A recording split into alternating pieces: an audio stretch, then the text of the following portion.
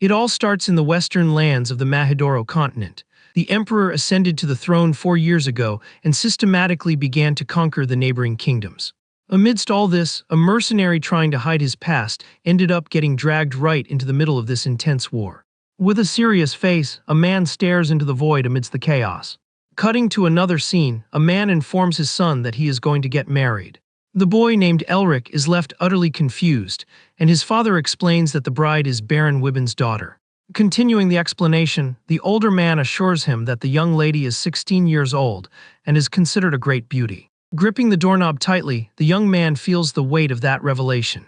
The father mentions that she is a quiet girl who enjoys gardening, stating it will be a good match for the boy, who is only 14 years old. Shocked, Elric realizes he has just been engaged to a woman he has never even seen in his life. Completely lost, the MC wonders how his life reached the point of having to tie the knot so suddenly. Unable to digest a single word his father said, he is left alone reflecting on the absurd situation. Walking away frustrated, he questions why such an important noblewoman would accept this. After all, it made no sense for her to join a family of common merchants like his. On the day of the ceremony, Elric meets his bride for the first time and greets her politely. Amazed by the girl's beauty, he merely murmurs her name, Tyria, completely enchanted. The girl approaches majestically in her wedding dress and formally introduces herself as Tyria Wibben. The boy notices how her golden hair resembles wheat fields and her green eyes look like spring sprouts. Furthermore, her pale skin and incredibly red lips leave the young man even more fascinated. In the MC's eyes, she exudes the aura of a mysterious and extremely elegant woman. Breaking the trance, the father orders his son to introduce himself, leaving the boy totally nervous. Stuttering quite a bit, Elric manages to say hi and says he hopes they have a good life together. The young man's mind turns into a complete mess as he tries to process everything that is happening. Already at the altar, he finally understands that he is going to spend the rest of his life beside this person. Looking back, Elric recognizes that this overwhelming feeling was his first love. During the ring exchange, shyness takes over and he struggles to hide the immense happiness he feels. To keep from laughing out of pure joy in the middle of the ceremony, the young man tries to disguise his euphoria while holding his bride's hand. However, the boy was completely blind to the reality of that union. He had no idea that deep down he could be causing her a great deal of suffering. Time passes and a rainy night falls over the family's immense mansion. The heavy atmosphere is illuminated only by the faint flame of a solitary candle in the bedroom. Anxiously fiddling with his wedding ring, the boy reflects on how sudden that whole arrangement was. It still feels like an impossible dream that such a dignified woman has become his wife. The memory of his father announcing that the bride would be the Baron's daughter returns to his mind. Thinking of her fills the young husband's heart with a genuine and welcoming joy. However, his relaxed expression soon changes as he realizes that, no matter how much he thinks about it, this union lacks logic. Sitting in the room, he questions aloud why a noblewoman would marry someone from a common family. Pressured, the housemaid hesitates and tries to find the right words. Elric begs the woman to tell the truth, certain that she knows the details of the agreement. The maid looks away, feeling the weight of the information she is about to drop. Gathering her courage, she reveals that the whole thing is nothing more than a marriage of convenience, leaving the young man in shock. She explains that the Wibben family was wealthy in the past, but is now drowning in debt with no money to survive. Taking advantage of the situation, Elric's father demanded the marriage in exchange for paying off all the Baron's bills. As a direct result of this negotiation, the merchant family would gain the highly coveted title of nobility. Putting the pieces of the story together, the MC concludes in horror that his bride was literally sold to them. Completely devastated, he refuses to believe the cruelty of what he just heard. Panic sets in, and Elric despairs at the thought of the harm he inadvertently caused. Ignoring the maid's calls, he sprints down the mansion's hallway. His quick footsteps echo across the floor while the only thing on his mind is the need to explain himself. Running non-stop, the MC just wanted a chance to apologize for the situation. Distress consumes him in his attempt to find any excuse to ease his wife's pain. Reaching the bedroom door, he rests his hand on the wood while trying to catch his breath. Exhaustion hits, and he leans against the wall, feeling the weight of what he is about to do. Taking a few deep breaths, the young man tries to organize his thoughts before entering. When he finally gathers the courage and reaches for the thick doorknob, something makes him stop. A muffled sound coming from inside catches the boy's attention, making him hesitate instantly. Opening just a tiny crack, Elric peeks in and hears the clear sound of crying. Curled up on the floor, Tyria sheds silent tears without realizing she is being watched. The young bride cries alone and vulnerable under the dim light filtering through the bedroom window. Observing the tragic scene, the boy feels his heart break upon seeing the girl's sadness. Lacking the courage to interrupt, he slowly backs away, realizing the magnitude of her suffering. Watching that pain through the crack in the door, the young man makes a silent promise to annul the marriage. Far away, the family patriarch works calmly in his dark office. The silence of the room is abruptly shattered as the double doors are thrown wide open. Elric invades the room shouting, furiously catching his father's attention. Wasting no time, the boy demands that the older man cancel the union immediately. He throws it in his father's face that forcing the noblewoman to marry like that means she was merely bought by the family. Desperate to fix the mistake, the young man begs the patriarch to undo the agreement. The man merely calls his son's name, demonstrating a frightening calmness in the face of the outburst. Rising from his chair with an imposing posture, the father tells the boy to stop acting like a spoiled brat. The family leader decrees that they are nobles now and that his son must start behaving like one. That cold, calculating look from his father hits the boy like a harsh blow. Clenching his fists in frustration, the MC is forced to remember his sad reality. After all, he always carried the burden of being the child who cost his own mother her life on the day he was born. To the patriarch, Elric was just a target of resentment and a mere stepping stone to achieve the power he so desired. Standing in the middle of the office, the boy realizes he was never anything more than a useful tool in his father's hands. Understanding his sad reality, the boy concludes he was always treated as a mere object by his own family. Determined to change this fate, he decides that the only way out is to disappear from there forever. With that, the young man believes running away is the best way to protect the souled girl and ruin his father's plans. Packing his things, the young man swears to himself that he will throw away the Portman's surname. Soon after, he flees desperately through the wheat field under a heavy storm. Running without looking back, the boy tries to leave all that empty life in the past. Even so, doubt hits him, and he wonders if Tyria was crying because she was sold or because she left her family. On the other hand, the idea that his bride simply hated him also haunts his thoughts. Stopping in the pouring rain, the MC hesitates, feeling the weight of all this confusion. Trying to push away the guilt, he shouts that the reason doesn't matter since he is leaving anyway. His journey takes him to the gates of an imposing fortress in the middle of that rainy night. As he gets closer, one of the hulking guards notices his presence and asks who goes there. Staring at the soaked young man, the man asks if the boy showed up there to become a mercenary. Without hesitating for a single second, the young man confirms with a look full of determination. Assuming a new identity, he introduces himself, saying he now goes exclusively by the name Kasha. As time passed, he lived 10 years on the battlefields, fighting with an absurd ferocity. Wandering through war zones seeking peace, the young man hid from everyone that the sword fiend Kasha was actually Elric. The warrior walks alone under the sunset, carrying the weight of countless intense combats. Now wearing full armor, the MC moves forward without showing any signs of fatigue. His mature and serious gaze shows just how much that mercenary life changed the boy. Suddenly, armed troops begin to march, ready for yet another intense clash. Fearless of danger, he charges alone against an enemy army with his sword in hand. The steel of his blade gleams, marked after yet another heavy exchange of blows. Taking down enemies along the way, the mercenary unleashes a powerful attack with all his strength. After the intense chaos, his battle-scarred face reflects the exhaustion of that violent routine. Years later, the scene shifts to a bustling tavern filled with chattering patrons. Hearing the sound of the door, the bartender looks up to see who arrived. Politely, the man welcomes the visitor who leans heavily on a walking cane. In silence, Elric enters the establishment limping heavily due to a severe leg injury. Exhausted, he slowly crosses the room until he approaches the counter to finally rest. The other customers whisper in surprise upon recognizing the sword fiend so far from the battlefield. Noticing the warrior's struggle, the men wonder if he ended up suffering a really bad injury. The bartender also notices the damaged leg and asks what on earth happened to make him limp like that. Sitting down with a newspaper in his hands, the young man replies calmly that it is just a standard war story. Questioned about the severity of the injury, he admits he will have to live with it for a long time. However, the mercenary's attention is captured by an unexpected piece of news, and he crumples the paper out of pure nervousness. Noticing the sudden tension, the bartender calls out to the customer, visibly concerned. Completely in shock, the MC freezes while the clerk insists on knowing if something is wrong. The newspaper page displays a photo of his father with a black ribbon indicating the nobleman's passing. Soon after, the loud sound of a train whistle cuts through the landscape, announcing the locomotive's departure.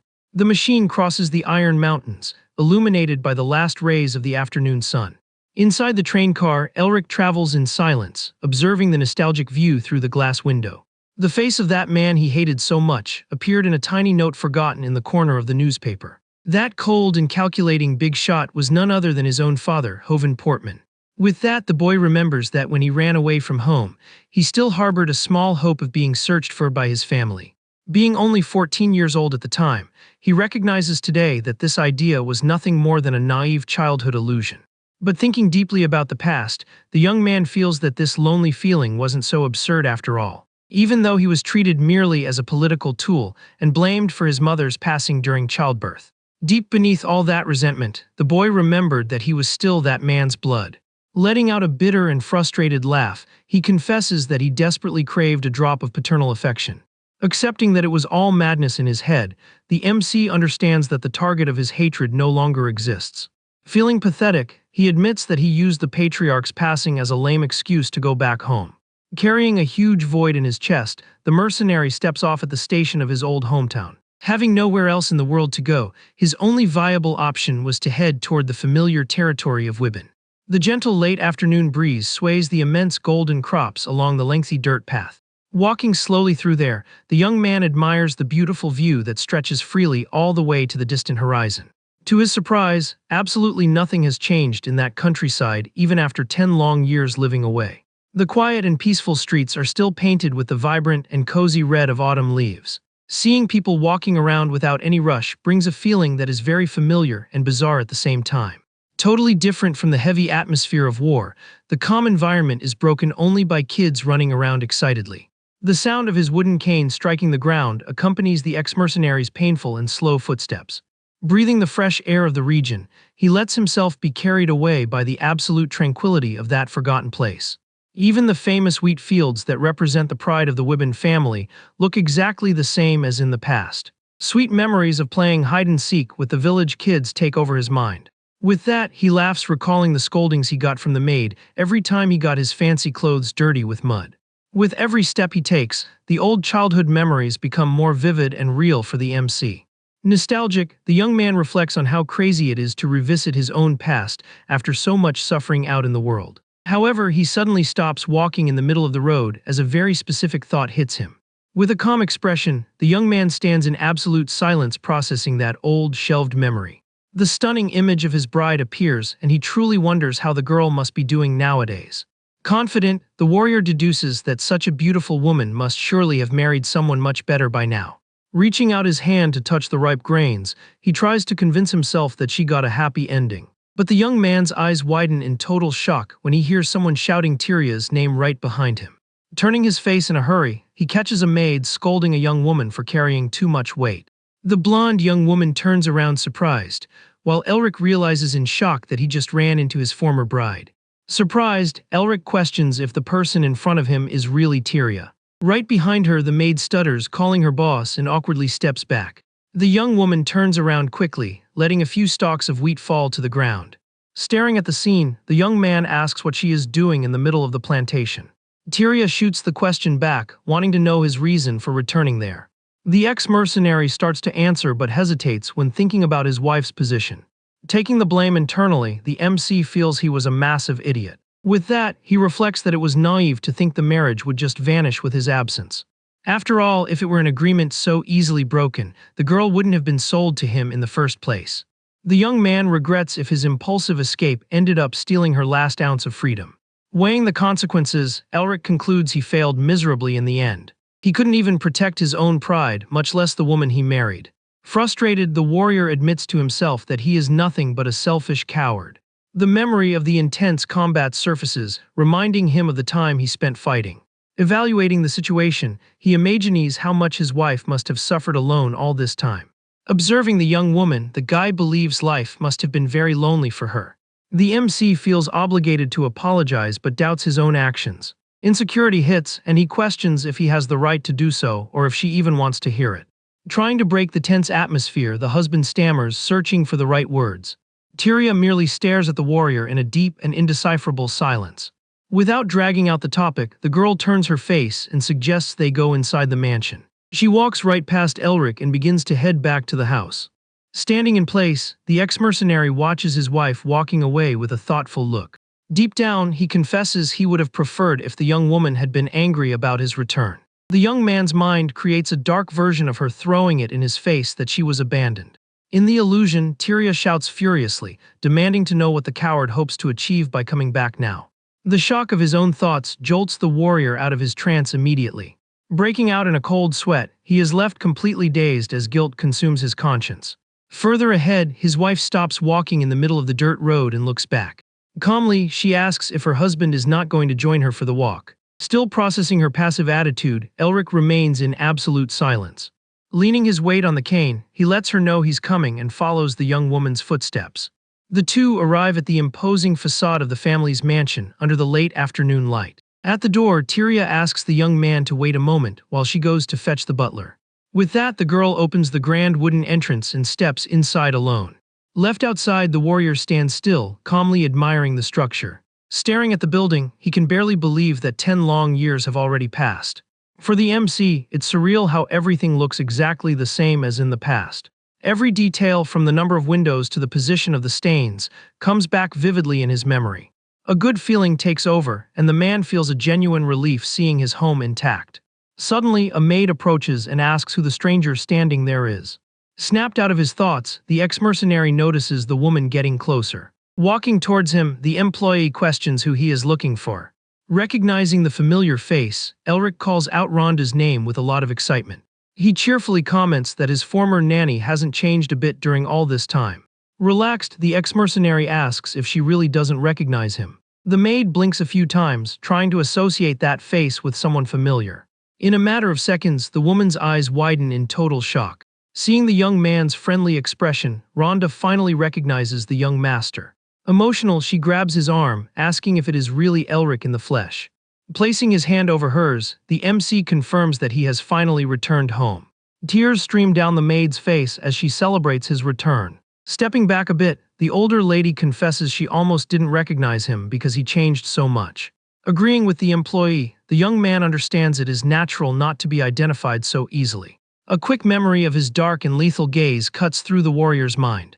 The warrior remembers that he spent 10 years in battles, shaping a hardened and tough posture.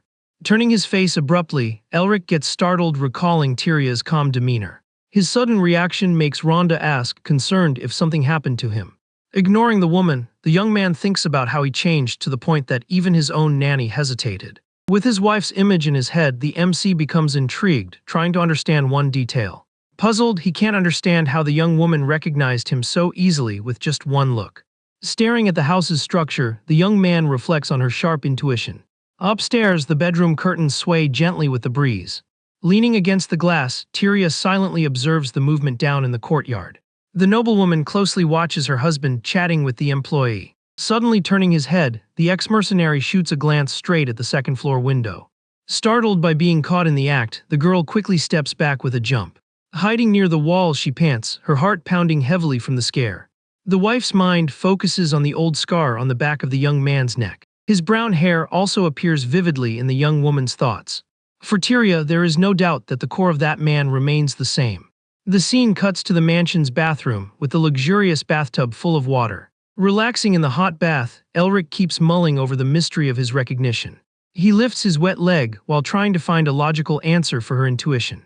Now in a bathrobe and drying his hair, the warrior remains stuck on this huge, unsolved riddle. Distracted after his bath, Elric looks up upon noticing something strange in the room. Right then, Tyria suddenly walks into the bathroom wrapped only in a towel. Upon noticing her husband there, the young woman freezes, completely embarrassed. The noblewoman stammers, trying to cover herself better, and apologizes for the intrusion. With nervous tears, the wife hears the young man ask her to calm down. The warrior steps forward slightly, begging the girl not to cry. Startled, Tyria merely watches the ex-mercenary approach hastily. Immediately after, one of the maids enters the room and lets out a high-pitched scream. Seeing the bizarre scene, the girl drops the towel basket and runs away frantically. The employee bursts through the door yelling, demanding to know what is going on. To protect his wife from the commotion, the husband hides the young woman behind his own back. The MC hugs the blonde, trying to figure out why the maid is freaking out. Still quite shaken, the noblewoman softly calls out Marie's name. Exhausted from the misunderstanding, Elric plays it off, saying the maid arrived at just the right time. Far away, Shever's fifth defense line marches heavily under a cloudy sky. Staring at the tense horizon, one of the enemy soldiers evaluates the combat situation. This is Lebron, the Vanguard Knight who leads the Imperial Elite Squad. Wasting no time, the commander orders the troops to charge with everything they have. Furious, the man challenges his opponents, shouting that he is going to slice everyone up. But a shadowy silhouette slices through the battlefield, taking down several soldiers. Seeing the aftermath, the Imperial warriors despair immediately. Terrified, the enemy leader orders all units to fall back to a defensive position. The entire troop flees, running in the opposite direction to save their own lives. Witnessing the downfall, a survivor questions if that monster is really just a mercenary. Gripping his sword firmly, the warrior Kasha prepares for combat. The ex-mercenary's cold stare locks onto his next target amidst the chaotic landscape. In a desperate attack, an enemy knight charges full force against the MC. With absurd reflexes, Tyria's husband blocks the strike effortlessly. Using the momentum, he pushes the opponent's blade, breaking his guard. In a swift motion, Kasha lands a decisive strike on the knight's chest. As the enemy body drops, the MC swings his sword to clear the residue. The agile movement spatters fresh evidence of battle across the dirt of the battlefield. Stepping over the fallen enemies, the mercenary walks relentlessly toward the survivors. The few remaining soldiers tremble with fear as they face the armed fiend. The warrior introduces himself calmly with the fake name Kasha. Maintaining an intimidating posture, he warns that he will eliminate anyone who tries to fight. Suddenly, the ex-mercenary's eyes widen as he senses a dangerous presence. Reacting on instinct, he conjures a glowing magical shield on his own arm. With that, an explosive blast hits the young man, causing a devastating impact. Smoke rises from the spot as the warrior falls to his knees on the ground. Heavily injured and panting, Kasha lifts his head, trying to locate the shooter. Far away, two mysterious silhouettes observe the result of the attack. The duo wears strange gear and carries heavy weaponry in the darkness. Waking up with a jolt, Elric gasps desperately for air in the middle of the night. The young man sits up in bed drenched in a cold sweat and clutches his own chest. Completely dazed, Tyria's husband tries to process that it was all just a nightmare. Slowly catching his breath, he wipes the sweat from his face and confirms that he is safe. The faint moonlight illuminates the luxurious bedroom, bringing the warrior back to reality. The young man sighs in relief as he looks at his own hands and remembers he is back home. Just then, knocks on the door startle the ex-mercenary, who draws a weapon on reflex. The maid's soft voice asks from the other side if the young master is awake yet. Still in defense mode, Elric hesitates to answer, gripping the handle of his weapon. Realizing his paranoia, he relaxes his expression and confirms that he is indeed awake. Hiding a knife behind his back, the young man forces a smile, claiming he just got up. Soon after, the maids enter the room to make the bed and help with his clothes. The warrior is surprised to receive cold water exactly when he asked for it. Being dressed by the employees, the young man is impressed by the absurd softness of the fabric. The ex-mercenary stares at his own reflection, admitting that this fancy life is an unearned luxury. Trying to look friendly, the young man practices a smile in the mirror and finds it very weird. Walking with his cane, he deduces that the battlefield destroyed his ability to smile. Opening the door, the head housekeeper compliments her boss's outfit and informs him about breakfast. With an impeccable posture, the employee Rhonda waits for the young man in the mansion's hallway. Keeping up with his slow steps, the older woman asks how his leg ended up in that state. Tyria's husband lies, saying he just tumbled down a bank and hit a rock. In reality, a bullet got lodged in his knee, but he prefers not to scare anyone. Amused by the excuse, the woman laughs, stating he is still very clumsy. Suddenly, the ex-mercenary's footsteps halt completely on the elegant wooden floor. The reason for the pause is his noble wife waiting politely downstairs. Looking gorgeous in her long dress, Tyria greets her husband, wanting to know if he slept well. Immediately, the warrior's mind flashes the memory of the young woman undressed in the bathroom. Blushing bright red, he tries to thank her until he is interrupted by a random insult out of nowhere. Pointing her finger right in her boss's face, the young Marie yells, calling the man a creep. The head housekeeper loses her patience and smacks the accusing maid on the head. Ignoring the commotion, the wife wishes the young man a very pleasant stay. Clearing his throat to mask his nervousness, Elric smiles and answers that he slept wonderfully well. Walking to the table, Elric mentions he hadn't seen the maid last time and asks for her name, while his wife explains that Marie is a recent hire.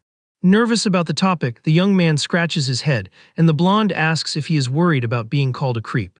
Waving his hands in the air, the MC assures her that everything is fine and asks her not to bother with such nonsense. With that, the ex-mercenary leans his cane against the edge of the dining table. Now settled in his chair, he confesses he was just genuinely curious, since he had never seen that employee's face before. Staring calmly at her husband, Tyria asks in a soft tone if that was really all there is to it. Without prolonging the conversation, the couple begins to eat their breakfast in absolute silence. The noblewoman chews her food very delicately, maintaining her usual elegant posture. Breaking the quiet atmosphere, the girl looks up and tries to start a new topic. However, Elric interrupts the meal, announcing he has something important to say about yesterday's incident. Caught off guard, the young woman instantly realizes he is talking about the bathroom intrusion and turns completely red. Averting his gaze out of embarrassment, the warrior tries to offer a sincere apology, but his wife quickly says everything is fine. The young man insists there's no problem and asks her to keep eating, leaving the blonde with little choice but to agree. Totally embarrassed, Tyria lowers her head, feeling her face burn from sheer shyness. With that, she just stares blankly in silence, her cheeks still quite flushed. Trying to ease the ridiculous tension of the moment, the ex-mercenary coughs to get her attention. Unable to forget what she saw, the wife's mind projects the image of her husband wearing a bathrobe. Intrigued by the numerous scars on his chest, the blonde wonders what kind of hellish life the young man had to lead to survive. In the dining room, the heavy and awkward atmosphere continues to hang suffocatingly between the two. Sweating from pure nervousness, the MC regrets having brought up the subject and feels this embarrassment is going to drive him crazy. Unable to handle the silence, he starts shoveling the salad from his plate at an absurd speed. Startling the noblewoman, the boy devours everything in seconds and quickly wipes his mouth with his napkin. Getting up from the table in a hurry, Elric gives a thumbs up and announces he's leaving, wishing the young woman a good meal. Right after, he escapes from that discomfort and closes the heavy dining room door behind him. Processing his sudden behavior, the girl lets out a soft sigh, left alone in the room. Even finding the guy's desperation amusing, Tyria smiles very sweetly and hopes he has a great day. Outside, the mansion is quite busy with the maids cleaning up everything after breakfast. Sitting on the couch, the young master receives warm greetings from all the staff led by Rhonda. Smiling at everyone, the good mood is broken when one of the employees asks if he really tried to ambush his wife in the bath. To make matters worse, little Marie crosses her arms in front of him and doesn't miss the chance to curse him out as a creep again. Hearing the accusation, the head housekeeper defends her boss, asking the team to have some manners. Irritated, the newbie snaps back, claiming it's outrageous for him to vanish for 10 years only to come back and pull a stunt like that. Joining the conversation, the butler smiles friendlily and tells the girl to take it easy, as she's still too young to understand these things. The gentleman in the suit explains that a noble's main duty is to produce an heir, leaving the employee shocked by the word. Adjusting his glasses, the old man praises the MC for keeping his instinctual duties intact, calling him a true noble worthy of respect. While the entire staff claps, calling the young man a stud, Elric breaks into a cold sweat, completely terrified by that crazy talk. Forcing an awkward laugh, the ex-mercenary hears the butler ask if this attitude means he is back for good. Gripping his cane handle tightly, the young man deflects, saying he hasn't fully decided what he'll do in the future yet. Reflecting internally, he knows his busted knee will tie him down there, but he has no clue how to act as the owner of all this. Wanting to escape that gossip session, the warrior announces he needs to step out for a bit, and they can discuss those details later. Changing the subject quickly, Elric asks the staff member to prepare a carriage immediately. A short while later, the horse-drawn vehicle begins to cross the sunny fields of the estate.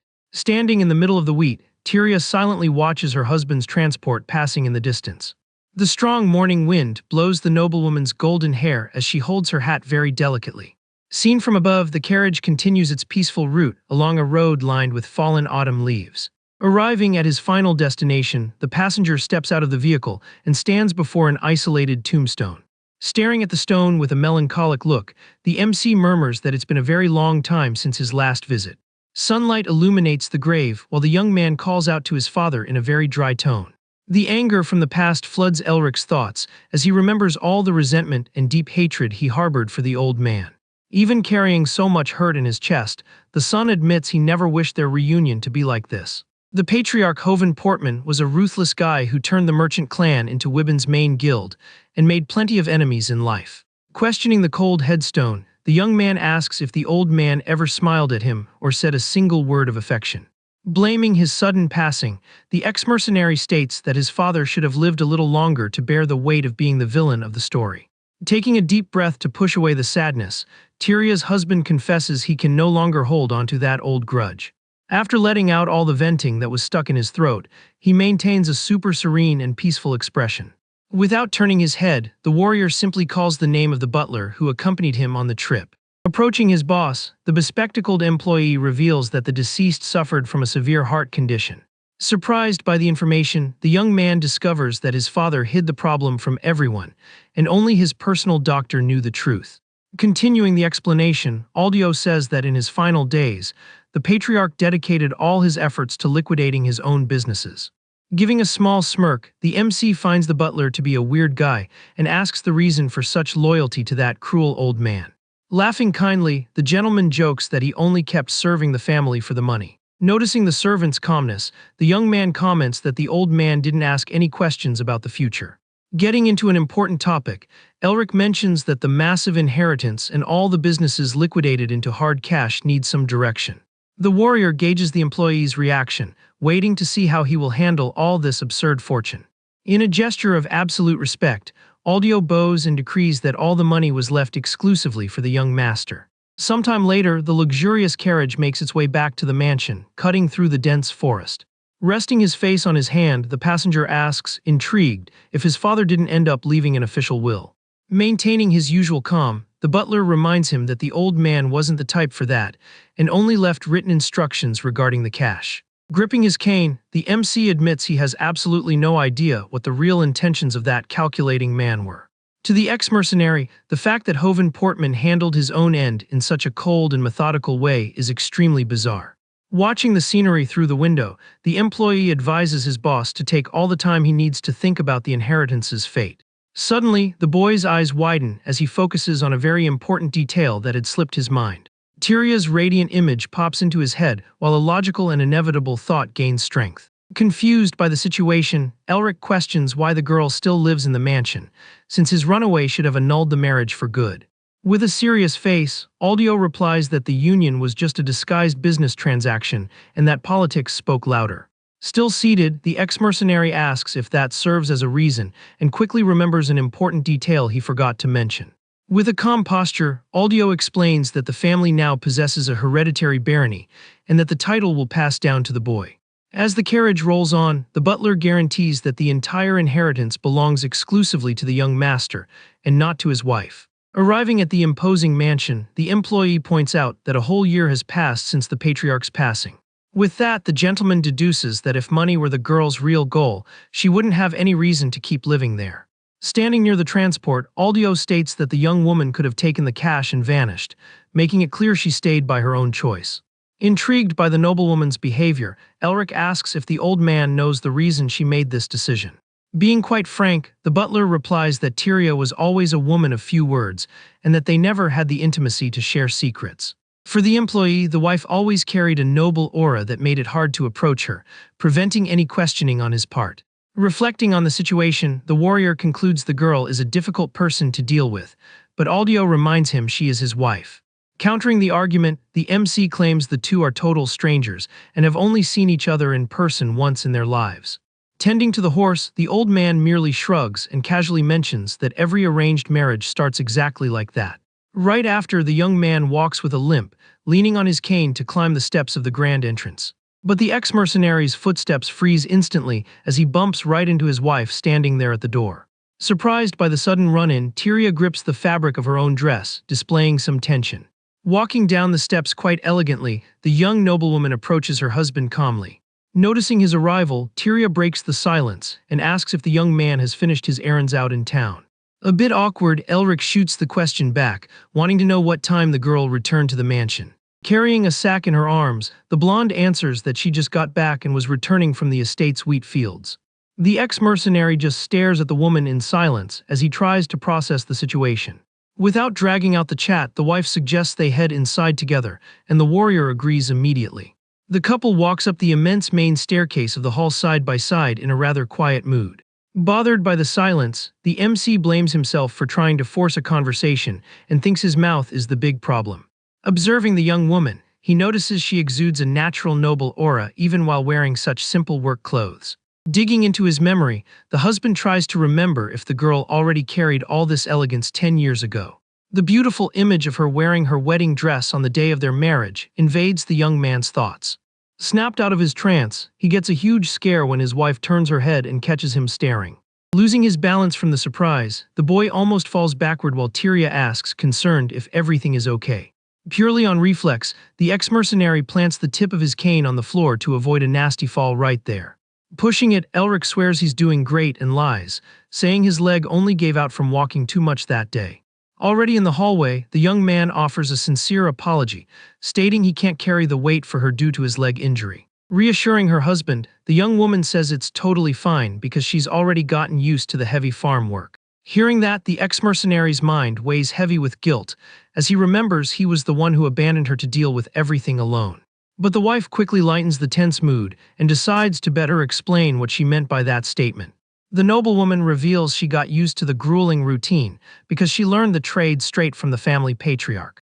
Understanding the situation, Elric lets out a sigh and agrees that this behavior was exactly like the old man. He remembers that his father never rested until he personally verified every detail of the businesses with his own eyes. With the other companies liquidated, the boy deduces that the man handed over the management of the sole farm to his daughter-in-law.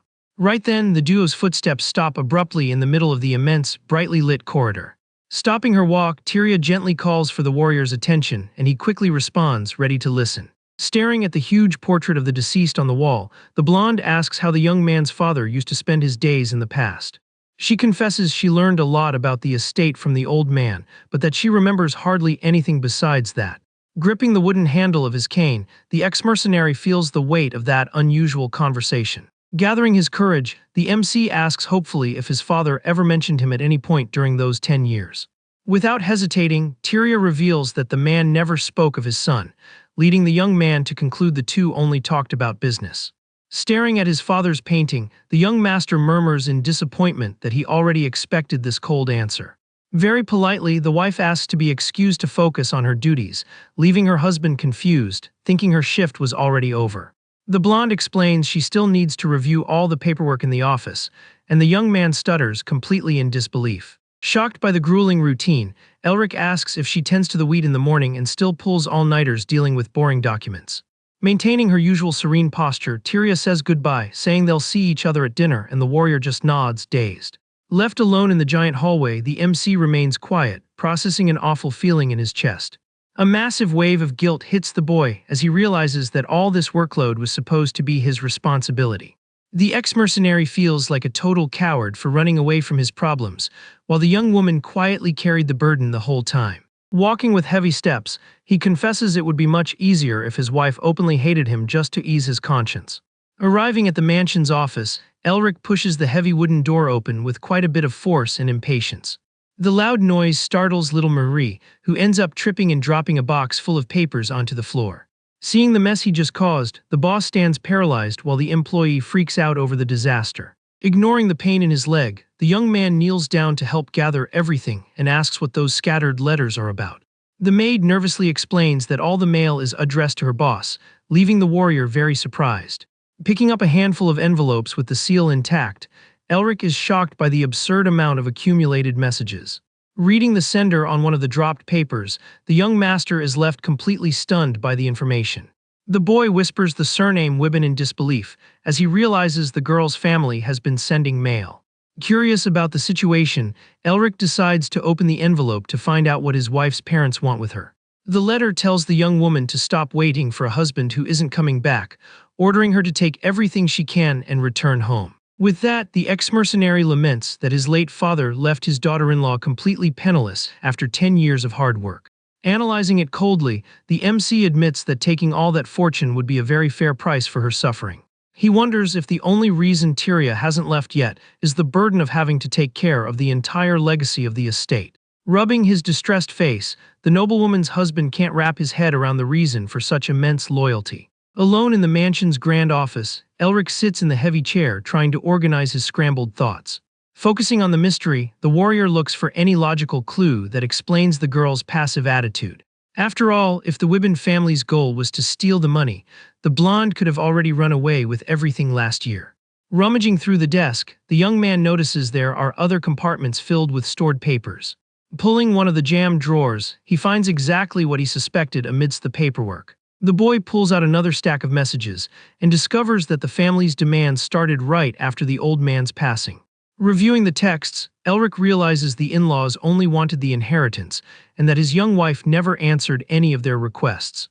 Letting out a long sigh, the MC realizes the reason behind all that sudden loyalty. Staring at the empty office, he concludes that his wife was simply protecting the legacy of a master who might never return. With that, the ex-mercenary figures out she hid this truth perfectly, since not even the butler Aldio suspected a thing. Reflecting on the last year, the young man understands the weight of the situation and realizes the young noblewoman faced this battle entirely alone. The image of the girl carrying the wheat comes to his mind, showing the patience of someone who silently endured a lot of pressure. Looking at the lit window, Elric murmurs he would have no right to judge her if she ran off with the cash and wonders why she chose such a hard life. Meanwhile, in her luxurious bedroom, Tyria removes her accessories after yet another long day of heavy work on the farm. Holding her earring delicately, the blonde gets a distant and deeply thoughtful look. Standing in front of the large mirror, the noblewoman maintains her usual elegant posture as she organizes her silent thoughts. Suddenly, the door opens and little Marie bursts into the room, celebrating loudly that the big moment has finally arrived. Thrilled, the maid announces that the young master asked to see his wife first, completely disrupting the calm atmosphere of the room. Clenching her fists, the employee grumbles that the young man's behavior in the bath was ridiculous, but quickly remembers an important tip from the butler. The girl blurts out that producing an heir would be great for the lady of the house too, leaving Tyria completely flustered by her boldness. Full of attitude, the maid starts marching around the room, determined to get the lady of the house ready for the unexpected encounter. Wasting no time, the rookie firmly grabs the blonde's blue dress to doll up her boss as fast as possible. Pulling the woman without any hesitation, Marie urgently calls for her boss's attention right in the middle of the room. The girl claims the MC is a cowardly creep, swearing that the best thing for the noblewoman would be to seal this romantic union once and for all. Totally indignant, the employee yells, telling the young woman to hurry up and share a bed with her husband to make a baby as fast as possible. Mortified by the crazy talk, Tyria listens to the maid plan the perfect appearance and temperament for all the future children of the family. Just then, loud knocks on the wooden door interrupt the shouting, and the two turn their heads in surprise right away. Outside, the old butler waits patiently and asks if the lady of the house is ready to meet her husband. Soon after, the elegant footsteps of the two echo across the green floor of the mansion's vast hallway in perfect sync. Accompanying the gentleman in the suit, the wife shows quite a bit of curiosity about the matter, since it's the first time the young man has asked for a meeting. Reaching their final destination, the employee grabs the decorated doorknob and opens the double doors to the office effortlessly. With impeccable posture, the old man formally announces the noblewoman's arrival to the ex-mercenary waiting inside. Sitting calmly at a table set for tea, Elric welcomes the girl with great politeness. Very nervous about the sudden invitation, Tyria keeps her gaze low and maintains a completely withdrawn posture. Without much hesitation, the blonde slowly steps toward the center of the room, where the young man waits patiently for her. Taking advantage of her approach, the warrior firmly places a stack of important letters on the table. Finally seated face to face, an awkward atmosphere takes over the room, bathed in the bright light of the late afternoon. Starting the topic, the MC apologizes for reading the papers without permission, noting he found them amidst the clutter in the room. Holding one of the envelopes with the red seal intact, he asks in a very serious tone if he can talk about that mysterious content. Immediately, the young noblewoman's eyes widen in shock as she recognizes where those persistent letters came from.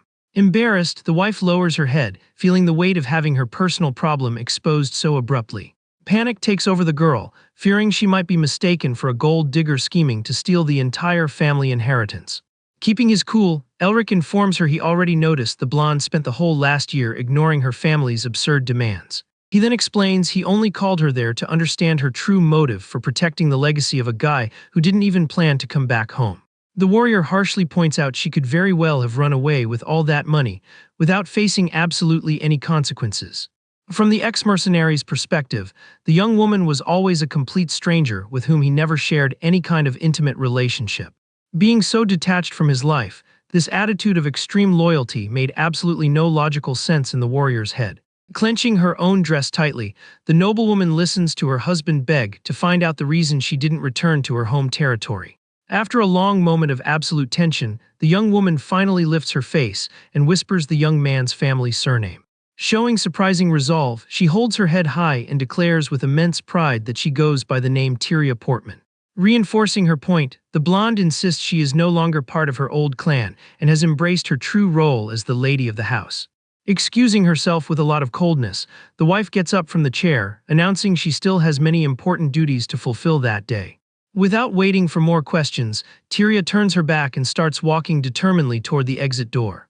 Shocked by the girl's confident and mature attitude, the MC watches her leave with a look of pure bewilderment. However, the young noblewoman's footsteps halt suddenly before she even reaches the dark rug by the double doors.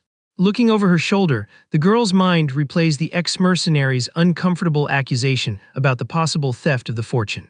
Quite hesitant, the blonde tries to find the exact words to end that exhausting interrogation once and for all.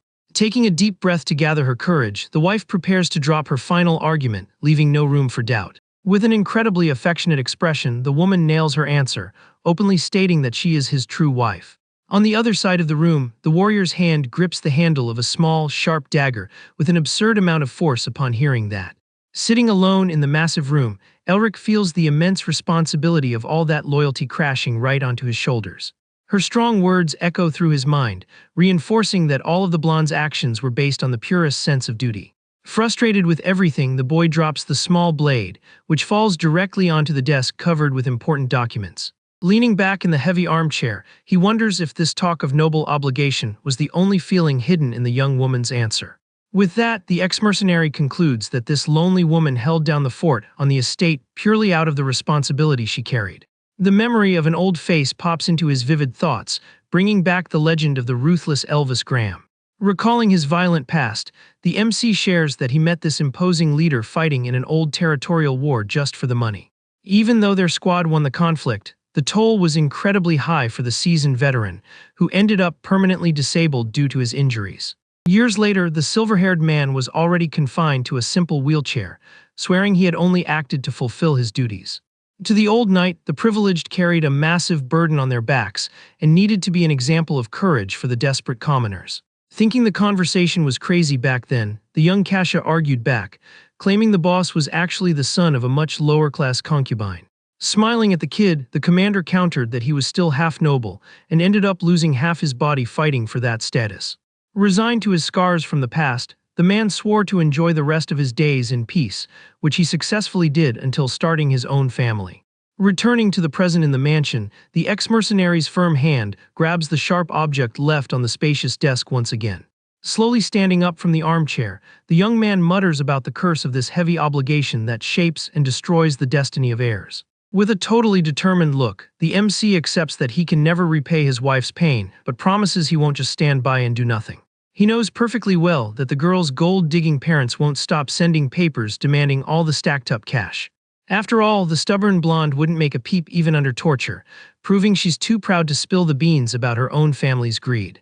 Speeding down a brightly lit path, the wheels of a luxurious carriage spin in a rush as the warrior sets off to solve the problem. Quickly, the fancy vehicle arrives at the massive gate that gives access to the entire abusive estate of the terrible Wibben family. Standing in the middle of the quiet street, Elric analyzes the beautiful mansion and decides the only way out is to confront his in-laws brutally. Taking a good look at the luxury building in front of him, the ex-mercenary feels quite confident, betting on his old, violent attitude from the past. Noticing the imposing arrival, the Baron spots from afar that the scoundrel finally decided to show his face. Walking beside his wife, the Lord complains furiously that the boy only showed up at the last minute to be annoying, since he never helped with anything. The Baroness agrees that the kid should have disappeared forever and deduces he only came back to sniff out the family's fortune. With a threatening glare, the man considers the worst-case scenario, that his son-in-law might try to claim all the rights to the inheritance. Worried about this chance, the mother-in-law squeezes her own fan tightly as she walks briskly. The two head down the luxurious hallways of the grand mansion, arguing about what to do regarding this unwanted visit.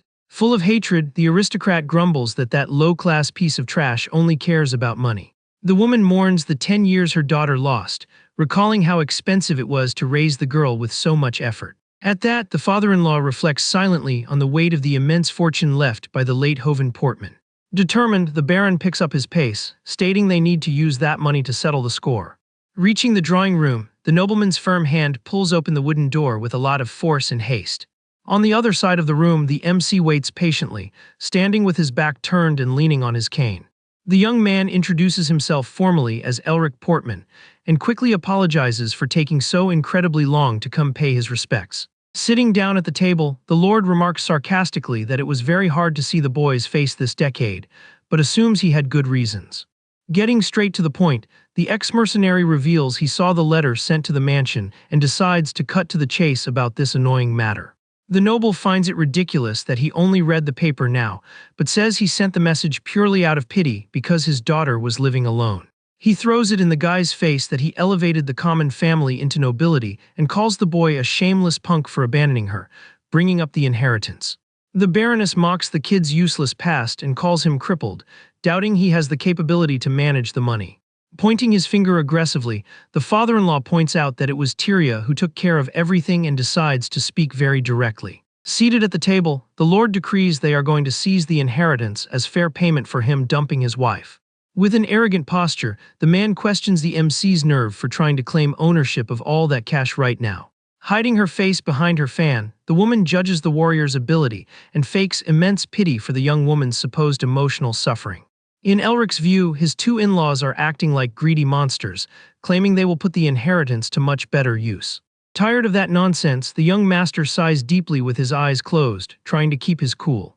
Staring at the nobles in pure disgust, the ex-mercenary realizes their sole objective was always to get their hands on the family's money. Tyria's husband concludes that the old folks don't care about their own daughter and just want to steal the land to line their pockets. Resting his hands on the table, the boy feels so much repulsion that he can barely stand hearing those disgusting lies. Interrupting the ridiculous theater, the MC begins to speak in a very serious and deliberate manner. Elric apologizes for not bringing his wife, explaining she is very busy with her daily duties. Furious about the change of subject, the Baron slams the table, demanding they go back to talking about the right to take the fortune.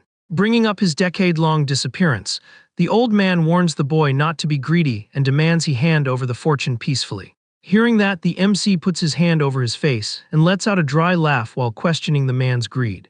With an absolutely lethal glare, the ex-mercenary challenges the Lord, asking what he would do if the young man decided to act with greed. Pressuring his father-in-law, the boy repeats the question in a dark tone, wanting to know exactly what their reaction would be. Intimidated, the Baron stammers in fear while the warrior taunts him, demanding an answer to his previous threat. Noticing the noble's hand trembling on the table, Elric mocks him, asking if the older man's arrogant mouth has already run dry with fear. Feeling thoroughly humiliated, the patriarch of the Wibben family jumps up from his chair, cursing his son-in-law as insolent. Maintaining his cold posture, Tyria's husband states with satisfaction that the man finally understands the real situation. Recalling the decade he spent surviving on the battlefield, the mercenary reflects that he doesn't need to use pointless anger. The warrior knows that even if he acts without any deep meaning, the brutal reality of the bloodshed doesn't change. Staring at his terrified father-in-law, the young man advises him to stay quiet if he wants to keep receiving his current allowance. Turning his back, Elric finds it comical to see two people with absolutely no authority making this huge scene over money. Walking toward the exit door, the MC concludes the only ones consumed by sick greed are the old folks. Desperate, the Lord yells that he will go to the Portman estate to take the boy down, but the kid just encourages him to push his luck. Throwing one last deadly look over his shoulder, the ex-mercenary warns in a chilling tone that he will be waiting for the visit. A short time after the threat, the MC's luxurious carriage makes its way back through the illuminated forest. Inside the moving vehicle, the boy covers his face with his hand and lets out a long, tired sigh. Elric thinks he is a total scoundrel, concluding that to Tyria, he is just as much of a sinner as those manipulative old folks. Remembering the brutal insults he fired off during the meeting, the warrior wonders if he only acted that way to defend his wife. Leaning on his cane, the ex-mercenary suspects he said all that purely driven by his own twisted sense of superiority. The young man admits in disgust that he didn't feel compassion for the young woman, but rather a bizarre satisfaction in crushing the nobles right there.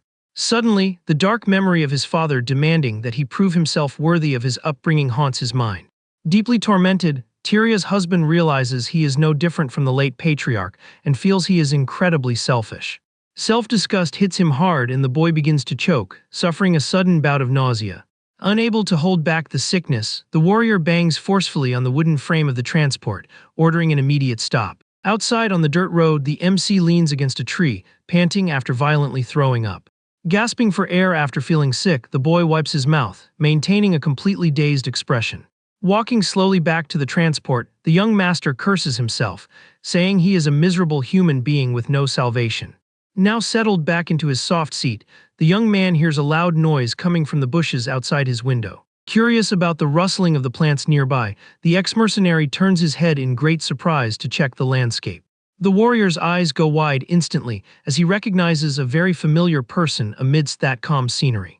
Stepping out of the vehicle in a hurry, the boy stands on the side of the road, watching his wife in the middle of the massive wheat field. The young noblewoman walks forward carrying a heavy basket while the strong wind blows her delicate dress. Mesmerized by the girl's resilience and patience, the MC murmurs Tyria's name in a tone heavy with sadness. Driven by an uncontrollable impulse, the ex-mercenary takes his first step toward the woman, questioning how this is possible. Quickening his pace through the tall grass, he suffers imagining how much his wife endured in silence over these 10 years. Breathing heavily from the short sprint, the boy remembers that his late father was another huge burden in the young woman's life. At that, the young man recalls all the chaos he himself caused at the mansion, admitting to being yet another constant problem in her routine. Feeling the sudden approach behind her, Tyria turns her head and is utterly surprised by her husband's arrival. In a swift and desperate move, the warrior steps forward and grabs his wife's wrist with incredible firmness and urgency. Startled by his sudden action in the middle of the plantation, the young woman stammers, calling him Lord as he drops to the ground. Bending his own body submissively before the girl, the MC kneels in the dirt, ready to confess his guilt. Shocked, Tyria listens to the young man's sincere apology for abandoning her, and for his incredibly selfish attitude when he ran away. Illuminated by the bright late afternoon sun, the boy declares with his head bowed that all the young woman's suffering was his doing. Maintaining a gentle and bewildered look, Tyria absorbs every word from the warrior, who takes absolute responsibility for all the pain. The memory flashes back to a moment in the past, with young Elric chasing away some wild dogs to protect a little girl. Soon after, the boy turns around, wanting to know if the girl is okay and if she ended up getting bitten. Little Tyria assures him everything is fine, but notices the bleeding wound on his leg. Complaining about the pain, the little guy grumbles that those mana beasts ended up leaving a nasty mark on him. Hesitant, the little blonde calls the boy and asks him to come closer for a moment. While she bandages his injury, he introduces himself as Elric Portman and lets her know she doesn't need to thank him. Sitting on the grass, the kid asks if she is always this quiet and brags, saying he's going to become a royal knight in the future. Focused on what she is doing, the girl just finishes tying the bandage in absolute silence. With the job done, she lets him know it's ready, and the boy thanks her for the help. Intrigued, Elric comments that she seems like a noble and asks where she learned to treat injuries so well. The girl murmurs that her nanny always treated her, but the boy complains he can't hear anything and asks her to speak up. Having no patience for the boy's attitude, the little girl simply stares at him in absolute silence. Teasing the girl, the young man questions how she expects to ever get married one day with such a shy personality. Full of confidence, he claims that if he becomes a royal knight, he will end up taking her as his wife. Hearing that sudden promise, Tyria is left completely dazed by the boy's direct declaration. Annoyed by the silence, the kid tells her not to get full of herself just because she's pretty and says he only wants her around because she's good at healing. As the girl walks away, he yells that when he becomes a knight, she'll be the one begging to marry him. Taking one last look over her shoulder, little Tyria notices the boy with a bit of embarrassment. Time fast-forwards and the memory shows a slightly older Elric, wearing noble clothes and introducing himself formally. In the present, the young noblewoman's hands hold a picture frame featuring that exact photo of her husband from his childhood. Reflecting on the past, she concludes he didn't become a knight, but thinks it's crazy how fate brought them back together. The sun begins to set at the mansion, while the lady of the house asks the maid Marie to prepare tea for the couple. Following the hustle, the maids walk through the immense hallways of the big house to get everything organized. Along the way, the employee mentions to the blonde that the young master's expression looked quite heavy earlier. The noblewoman gets a bit anxious and mentally wonders the reason why he scheduled this meeting. Arriving at the office, knocks sound on the wooden door and the lady's arrival is formally announced. The atmosphere grows serious as the two sit facing each other in the armchairs in the middle of the large reading room. Breaking the ice, Tyria takes the initiative and hesitantly lets him know she has something important to share with her husband. The ex-mercenary agrees immediately and confesses he called the girl there specifically to say something. Maintaining a firm posture, the warrior gets straight to the point and sincerely apologizes to his wife. Caught completely off guard by his attitude, the young noblewoman is left confused by the whole situation. Explaining further, the boy says he wanted to make up for running away and abandoning her on their wedding day 10 years ago. Taking the blame, he admits he was just a foolish, impulsive kid who didn't think about the consequences of his own actions. The young man laments all the wounds she had to endure alone and begs for forgiveness for all the past suffering. Looking his wife in the eyes, the ex-mercenary asks directly if she would be able to accept his apology. Calling her husband affectionately, the blonde assures him the young man has no reason to keep apologizing. The girl states she never held a grudge against anyone and that staying on the estate was entirely her own choice. However, Elric insists that if things stay unresolved like this, the young woman's heart will never find peace. With a very understanding attitude, Tyria yields to his request and tells him she will gladly accept his apology. Hearing the girl's positive answer, the MC feels an immense relief wash over his chest. Showing genuine joy for the first time, the warrior thanks her for accepting and addresses her as Lady. With the conversation over, the two rise from the armchairs, and the boy leans his body weight on his cane. Walking together across the office rug, the noblewoman shows concern and asks if his leg is feeling a bit better. The boy assures her he's fine and apologizes for taking up her time, but his wife quickly tells him not to say things like that. Stopping their walk suddenly, the blonde catches her husband's attention, and he asks her to say what's on her mind. Highly embarrassed, the noblewoman stutters, asking the warrior to stop calling her lady so formally. Feeling her face burn with shyness, the girl tries to finish her sentence by calling him mine, but her voice cracks. Confused by the whisper, her husband steps closer trying to hear better and asks the young woman to repeat what she said. At that moment, the door is thrown wide open by little Marie, announcing tea time and bumping into the old butler. The sudden noise startles the ex-mercenary, who loses his balance instantly and ends up falling forward. Unable to stop himself, the boy collapses right on top of his wife and knocks the poor thing hard to the floor. With a mischievous tone, the butler deduces the lovebirds are already planning the arrival of an heir. Panicked by the misunderstanding, Elric yells that it's nothing like that, while the blonde trembles, crushed underneath him. The old man covers the maid's eyes, faking respect for the adults, while the girl screams that her boss is being devoured. The MC tries to explain himself by shouting, but the employee promises he'll make sure no one bothers the couple. Sweating cold and totally in a panic, the ex-mercenary tries to apologize to the young woman who is still lying on the rug. Tired of that absurd embarrassment, Tyria covers her own face and begs her husband to get off of her. Slowly pulling the double doors closed, the bespectacled gentleman tells the two to enjoy the moment without any rush. The wooden door shuts completely, locking the couple alone in the office after all that chaos. Outside the mansion, the boy's desperate scream echoes into the night, insisting it was all a big accident. The next morning, bright sunlight floods the mansion's grand hallways, bringing a very peaceful vibe. Walking through the area, the head housekeeper Rhonda runs into her boss and cheerfully asks if he managed to sleep well. Still looking sleepy with slightly messy clothes, the warrior returns the greeting, wishing the woman a good morning. With a teasing tone, the employee notes he looks more energized and asks if anything went down last night. Stepping closer, the older lady whispers about the fun rumors going around that a possible heir is on the way. Very annoyed, Elric tells her to ignore the perverted butler's gossip, but the housekeeper laughs, thinking it's a shame. Changing the tone of the conversation, the old lady states seriously that last night's moment shouldn't just be a silly accident. The ex-mercenary doesn't catch the hint, and the employee asks indignantly if he really hasn't grasped the situation. Pressuring the boy, she reminds him that the burden of being abandoned for 10 long years is a very cruel weight for a woman to bear. In another corner of the mansion, the young noblewoman wakes up peacefully in her luxurious, well-lit bedroom. Overflowing with joy, Tyria wonders if it's just her imagination that she's feeling so light today. Holding the old portrait of her husband from his childhood, the girl wishes the picture a good morning with a lot of affection and respect. Touching the frame delicately, she confesses to being very happy, feeling that the distance between them has finally shrunk. Stretching her arms in the morning light, the blonde wonders excitedly if she should start greeting the boy every day. Outside, the golden wheat fields sway peacefully under the blue sky of that promising new day. In the giant dining room, the couple eats their breakfast separated by an immense table. Focused on his meal, Elric cuts his food in absolute silence. On the other hand, Tyria savors her dish, showing she is quite relaxed today. Bothered by the mood, the husband suspects the situation is awkward because of the accident from the night before. Breaking the silence, the wife clears her throat, politely getting the young man's attention. The shock is so big that the ex-mercenary turns quickly and tells her to speak immediately. Awkwardly, the girl asks if he has some free time today to join her for a stroll. The MC repeats the word stroll, completely caught off guard by the invitation. Very red, Tyria tries to explain herself, saying the harvest festival is approaching and they need to inspect the estate together.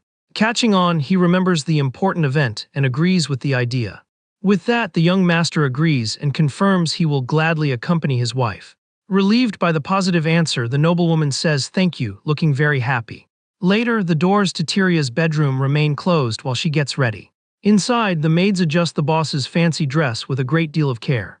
Meanwhile, the head housekeeper Rhonda announces she's going to check on the MC's outfit. Walking briskly, Rhonda enters the room, praising her boss's speed in getting ready. However, the employee's expression suddenly changes as she stares at the boy's look. Dressed up as a full mercenary, Elric thinks this is the ideal outfit for going out. Furious, the housekeeper rushes at him, demanding he change out of those battle rags right this instant. With the commotion underway, the large wooden door slams shut abruptly. Inside, the ex-mercenary tries to calm the woman down, saying he can dress himself. Ignoring the excuse, the older lady pushes the boy forcefully to make him sit in the armchair. She decrees that a noble needs dignified clothes and announces she'll change everything right there. Without any mercy, Rhonda yanks off the old hat and the heavy gear, throwing it all far away. Nervous, the MC begs her to just pick the clothes already and leave the room. Finding his panic funny, the woman jokes, asking if he's embarrassed in front of her, the one who watched him grow up. Irritated by the teasing, the young master tells the housekeeper to hurry up with the job. In a swift and rough move, the older lady pulls his dark shirt, forcefully ripping the piece off. But the woman's playful attitude vanishes instantly, giving way to absolute shock. The boy's entire body is covered in dozens of deep scars from the war. Startled by those marks, Rhonda stutters, asking what all of that means. Trying to cover up, the boy sighs and reminds her he'd asked her to let him change clothes alone. With tears in her eyes, the housekeeper grabs his arm, wanting to know what happened over these years. Affectionately touching the woman's face, Tyria's husband apologizes and promises to tell her everything in the future. In a friendly tone, he begs the older lady to keep this terrible secret hidden from his wife. The old employee listens to the boy's request, showing a lot of empathy for his pain. Regaining her professional posture, she agrees to keep the secret and swears to be the only one to help him with his clothes. Now outside, the MC walks up to the transport and asks if everything is ready for the trip. Wearing an impeccable noble suit, the ex-mercenary adjusts his tie, looking incredibly elegant. Surprised, the butler Aldio praises the look, stating he thought the boy would show up dressed like a bandit. Laughing nervously, Elric confesses that almost happened if it weren't for the housekeeper's aggressive intervention. In the middle of the chat, the young master turns his head, surprised to hear a voice apologizing for the delay. Wearing a gorgeous dress, Tyria reveals she put a lot of effort into getting ready since it's their first outing together. Completely paralyzed by his wife's beauty, the young man blushes and stammers out a sincere compliment. Happy with her husband's reaction, the girl says thanks while Rhonda watches the scene, determined to protect that couple's peace. The luxurious carriage sets off smoothly, cruising down the dirt road under the blue sky. Arriving at the center of the village, the locals start noticing a very familiar face passing through. Instantly, the busy market bursts into a frenzy, spreading the gossip that the runaway boy has come home. Walking alongside his wife, the MC greets the villagers with a lot of friendliness and calm. Surprised, a baker woman compliments the young man's growth, fondly remembering when he was just a little kid. Passing by the stalls, more people recognize the ex-mercenary and celebrate that unexpected return. Noticing his cane, the locals urge the future lord to take better care of himself so he can get strong and healthy. Amidst so many voices, Tyria's husband hears someone calling his name with massive excitement. Turning to look, he instantly recognizes his great childhood friend named Bart. Thrilled by the reunion, the duo shakes hands firmly to catch up after so long. With pats on the back, the friends laugh, commenting on how much they've changed over this decade. Noticing the noblewoman's presence, the villager greets the young lady politely, and she returns the well wishes. Pointing to the tavern, Bart invites his friend for a drink during the festival, and the young man accepts right away.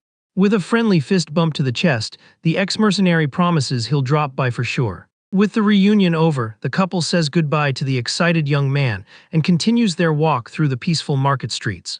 Watching the two walk away, the blonde villager concludes with satisfaction that they make a perfect couple. At the end of the day, the carriage sways gently as it makes its way back through the plantations at sunset. Inside the closed vehicle, the noblewoman uses her free time to read a gigantic book very closely. Curious about her reading, Elric notices his wife is studying a super complex botanical encyclopedia. To start a serious conversation, the MC calls the blonde in a very respectful manner. Tearing her eyes away from the pages, the young woman answers promptly, waiting for her husband. With his cheeks slightly flushed, the boy asks her to teach him how to manage the family's immense estate. Owning up to his past mistakes, the warrior states he wants to stop running away and share this heavy burden with the girl. He guarantees he can be very useful if trained well, and waits eagerly for his business partner's approval. Hiding her shy face behind the thick book, Tyria admires how much the ex-mercenary has become someone she can rely on. Deciding to accept the proposal, the woman closes the hardcover volume and rests it gently on her lap. Leaning forward, she jokes, asking if she can be super strict just like her late father-in-law taught her in the past. Intimidated by the threat, the young master gives a little laugh and accepts the challenge. While they travel, the boy questions his father's strictness and his wife brags, claiming she picked things up very quickly. Changing the scenery, night falls over an isolated tavern located on the border. Inside the bustling tavern, a rowdy vibe takes over the room filled with customers drinking and chatting. Suddenly, someone stomps hard on top of one of the tables and calls all those present ignorant fools. The sudden noise catches the bartender's attention and he stops cleaning a glass, totally surprised. Standing imposingly up there, a mysterious red-haired woman warns she is only going to ask once.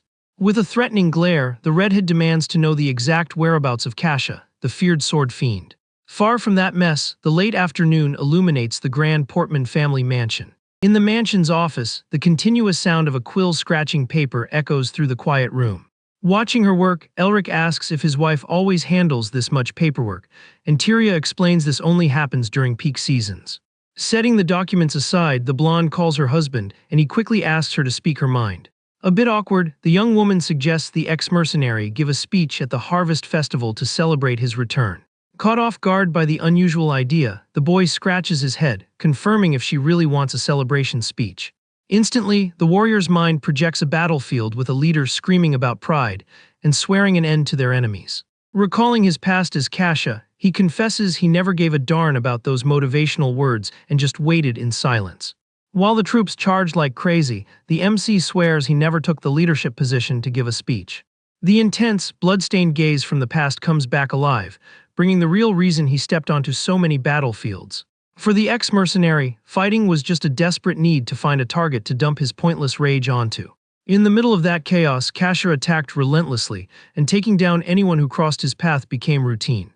Acting like a rabid dog, he left a trail of fallen enemies across the dirt-covered ground. Looking at his hands covered in the marks of battle in his memory, the young master finds it totally absurd that someone with his past would step on a stage to give a speech. Pulled from his thoughts by his wife's call, Elric apologizes and confesses his mind just wandered off for a moment.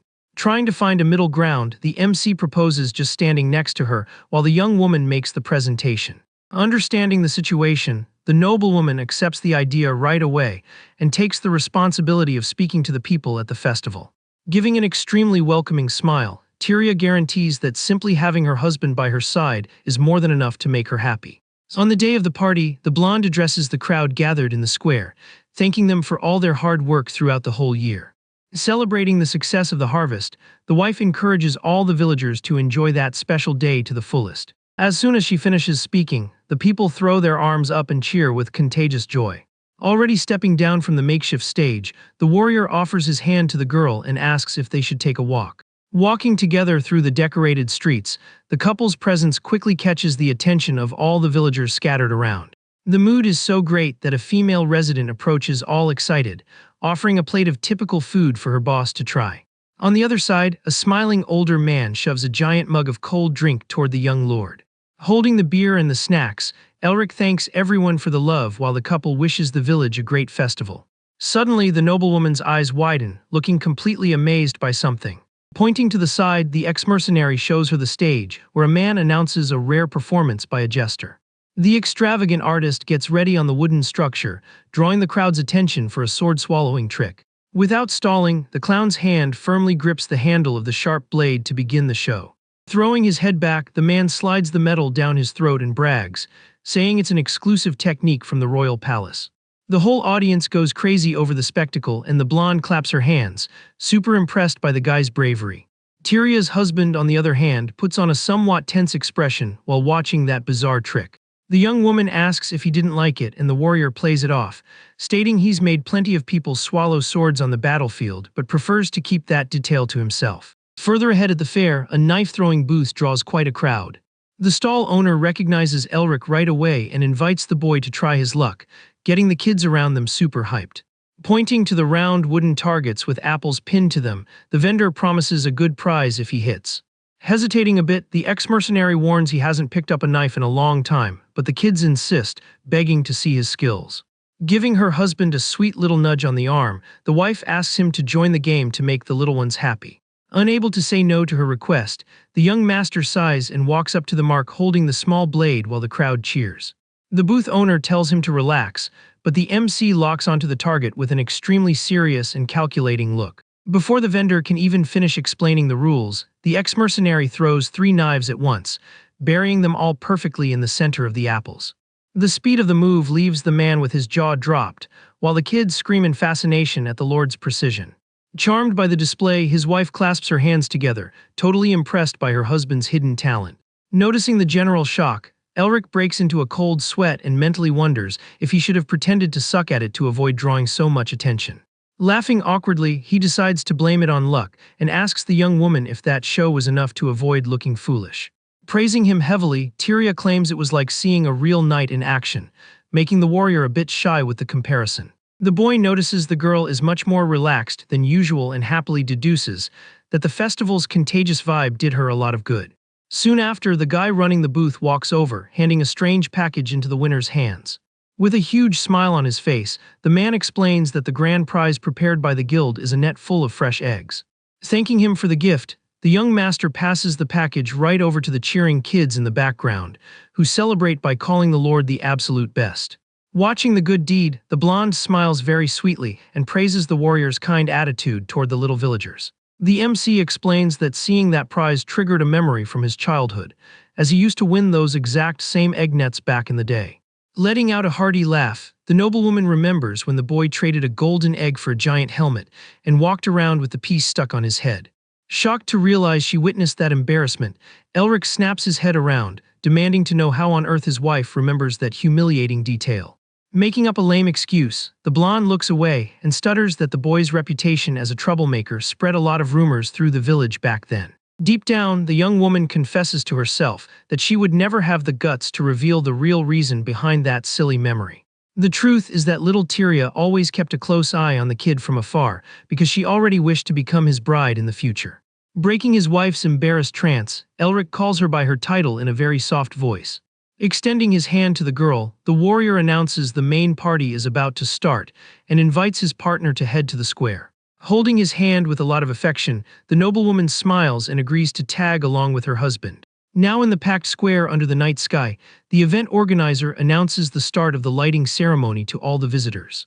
Holding a torch, the man bows, thanking the lord and lady for their illustrious presence, making the party even brighter. Watching the spectacle, the ex-mercenary finds the organizers over-the-top style funny, while Tyria just smiles beside him. Very fired up, the master of ceremonies asks the people to say a prayer for the glory and prosperity of the territory before they light the fire. Right after, the host drops a bomb, demanding a kiss ceremony between the couple, sending the entire crowd into a frenzy. Caught completely off guard by the bold request in the middle of the crowd, Elric jerks back, absolutely terrified.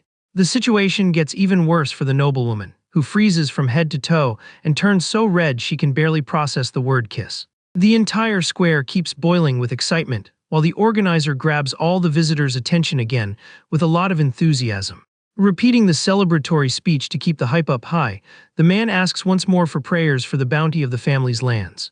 Getting back to the party, the master of ceremonies excitedly announces the moment for the couple's kiss, hyping up the whole square.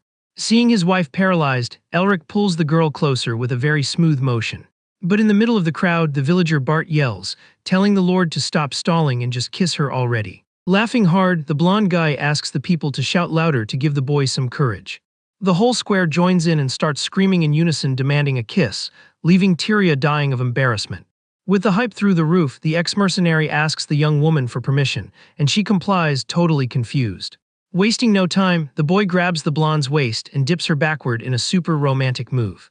Caught by surprise, the noblewoman's eyes go wide as she feels her face burn from so much shyness. Smiling awkwardly, the MC apologizes and says he had to do it so the people would stop yelling. Understanding, the wife assures him she gets the situation if that's what he wants, but warns there's a catch. With that, Tyria holds her husband's face and states she isn't just going to meet expectations. With a bold move, the blonde pulls the boy into a passionate kiss while fireworks burst in the sky. Taking advantage of the magical moment, the host blesses the couple's eternal love and wishes glory to the Wibben territory. Shortly after the party, the silence of the night takes over the dark hallways of the family's immense mansion. Locked in her own room, the noblewoman drops to her knees on the bed, totally freaking out in embarrassment remembering what she just did. Trying to catch her breath, the young woman tries to cool down her super hot face from all that emotion. The memory of the kiss floods the blonde's mind, making her panic over taking that crazy leap. Rolling around in bed, Tyria suffers thinking her husband is going to view her as a very weird woman. On the other side of the mansion, Elric also spends the late night wide awake, touching his own lips absent-mindedly. The next day, the story cuts to the Grand Kingdom of Armen, straight to the famous residence of the U organization. The clinking of a fancy teacup echoes through a wildly luxurious office. A blonde man calmly savors the drink while listening to the latest political news. Standing on her feet, the secretary reports that the imperial forces have already broken through the western border defense lines. Setting the cup on the table, the noble comments that the troops have crumbled ever since Casher abandoned the battlefield. Introduced as the Golden Duke Edward White, he praises the strategy, stating that focusing on the mercenary was a genius move. Beside him, the secretary named Agnes Blackmire merely listens to the orders in absolute silence. However, the woman warns the boss about the risk of letting neighboring nations fall, since they have shares in those places. Adjusting his glasses, Edward points out that the war has dragged on for 7 years and they only kept funds there because of that fiend.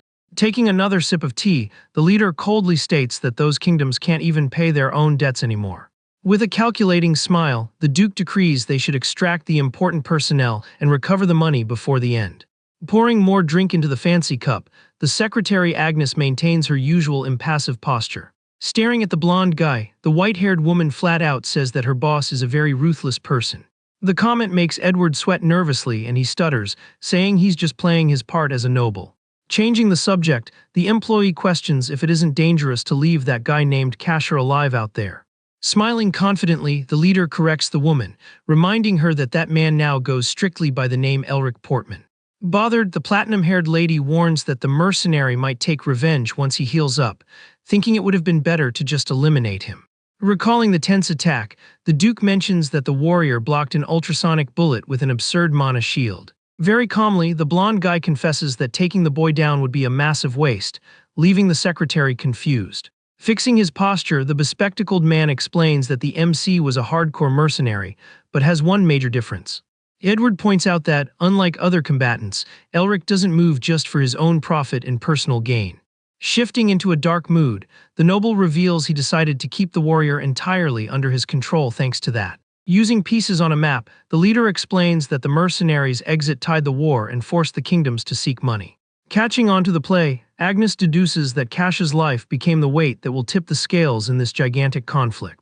The Duke's eyes shine brightly with pure excitement hearing his secretary unravel his entire dirty plan. Super excited, Edward celebrates the employee's flawless reasoning and praises her sharp intellect. Thrilled, the boss tries to jump on the employee to give her a super tight congratulatory hug. Having zero patience, the secretary reacts fast and lands a direct punch right in the creepy Duke's face. Stepping over the man knocked out on the floor, Agnes tells him not to try any funny business just because he's younger.